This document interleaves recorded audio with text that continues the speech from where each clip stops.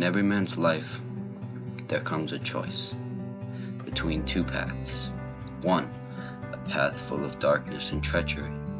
The other, a path that is bright and playful. But what the man doesn't realize is that he must either suffer through the pain and treachery while on the path to success, or suffer through the pain and darkness at the end of the path to failure.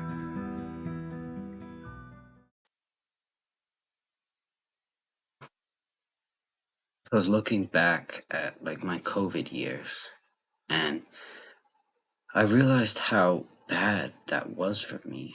I was constantly sneaking food. I was hiding it in places because I was embarrassed that I ate it. And then I would absolutely gorge on everything in the house. Those week old chips, they were mine. The frozen solid ice cream, nobody's around, I'll eat the whole thing.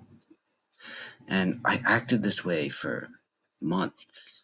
Like every day I was doing this, and I couldn't stop myself. And, I was so worried. I was like, oh my God, I'm going to kill myself. All this food, it's going to kill me. But I couldn't stop it. And I know a lot of people struggle with this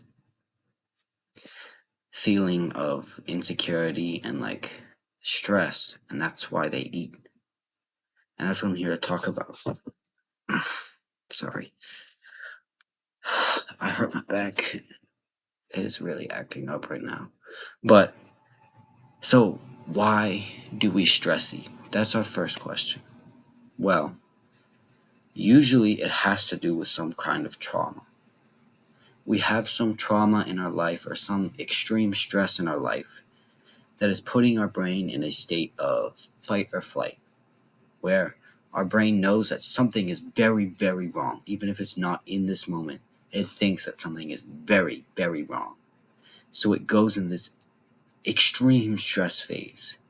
And what happens is that primal part of your brain, that non-developed, not ready for society part of your brain, immediately thinks, oh shoot, we got to get calories in now because we might not be able to do it later. And then we start to eat everything we see. We eat junk food, we eat everything that has calories in it, we eat it all because our brain is thinking we might not get a chance to eat again, so we got to eat all this food right now. And that's the primal part of our brain speaking. It's that part of our brain that doesn't know that we live in a house that's always stocked with food that we can eat all the time.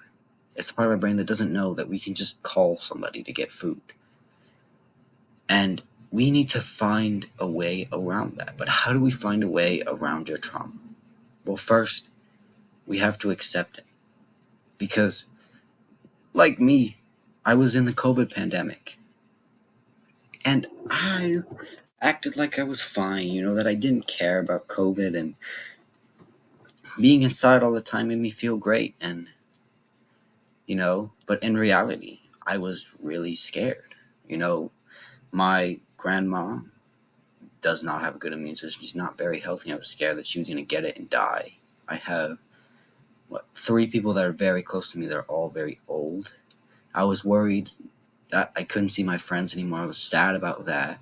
I was sad that I had to wear masks. I was sad that we couldn't go anywhere. And I didn't acknowledge that. I didn't acknowledge the fact that I had these problems. And then I never stopped. I never stopped eating until I realized I need to figure out why these problems hurt me so bad. And I figured out these problems. I talked about these problems with other people. And as we slowly got more and more into the real world again, I noticed that it started to diminish a little bit. So accepting what happened and, telling yourself that, yes, this truly does affect me is the first step in being able to heal that trauma, which ultimately will heal you. So you need to recognize what is wrong with you and change it. But maybe sometimes you don't have trauma. What if you don't have trauma? Well, one, you probably do, so go figure out that. Even if it's small, trauma does play a big role in this. But the second part is the addiction of sugar.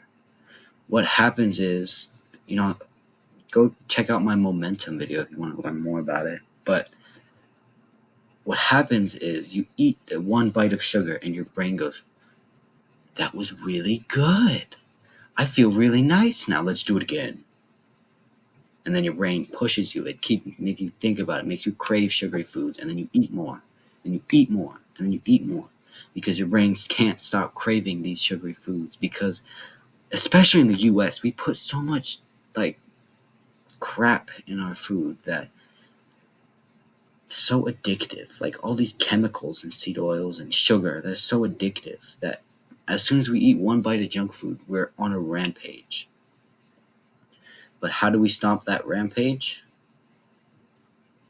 We just eat the healthy foods. Like we eat a bit of junk food and we realize, yeah, I shouldn't have done that. Because a lot of people don't do that.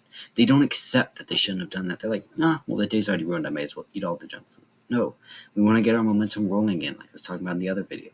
So instead, we're like, dang, I shouldn't have done that. One of the things that I helped a lot actually was putting the junk food I ate into MyFitnessPal, because I realized as soon as I stopped using MyFitnessPal, I would eat junk food. Like I would eat so much junk food because I'm not putting in the calorie tracker. But if I did put it in MyFitnessPal, I realized, so it's all right. You know, it's not even a huge deal. I still got calories left, and it wasn't even over my carb limit, and that makes me feel so much better than eating 3,000 more calories after that. So one is actually use a calorie tracker, and even if it's junk food, put it into your calorie tracker, because I struggle with that. And two, you eat the junk food, sure, but then go fill up on healthy foods. Make yourself actually full with things like beef, chicken, fish, nuts, vegetables, fruits. And, you know, get yourself full, because then your brain's like, I'm full. I don't need any more food. And sure, you might still have the cravings, but at that point, they should be diminished, and you should be able to use your discipline or willpower to help with that. And if you can't, go check out my video on willpower, because you really need more willpower than that. But that's really how you improve your diet. One, if you could boil it down into one word, I think that it would just be accept. Because with everything that you do, especially your diet, you have to accept that something is wrong. You know, you have to accept that there's something stressing you out that is making you eat like this, because that primal monkey part of your brain needs to get all the calories in, because it sees that your brain is stressed and freaking out. Or you have to accept that you did something wrong, like eat junk food, and accept that you can still fix this. You can get the ball rolling again. And when you accept it, that's the first stage in repairing. You know, it's for mental health too. The first stage in repairing is accepting. So if we can accept that we did something wrong, that something's stressing us out, we can repair what we did. We can repair the fact that we ate the junk food by eating more healthy foods and making the day better. We can repair our trauma by talking with people and figuring out why this makes us afraid. We can repair our lives by accepting that something is wrong with them. And that's what I want to try and get through to you in this video. Accept that there are going to be things that are wrong. And then try and fix them. Figure out why they're wrong. Figure out what you can do to help the fact that you know they're wrong and it's stressing you out. Because if you don't, you'll live in this first gear where you're eating junk food and you can't stop, and then you feel bad. And you feel bad, you eat more junk food, and it's a slippery slope, trust me. Alright, I hope this video helped you. Do the hard work, especially when you don't feel like it. I'll see you guys next time. Bye-bye.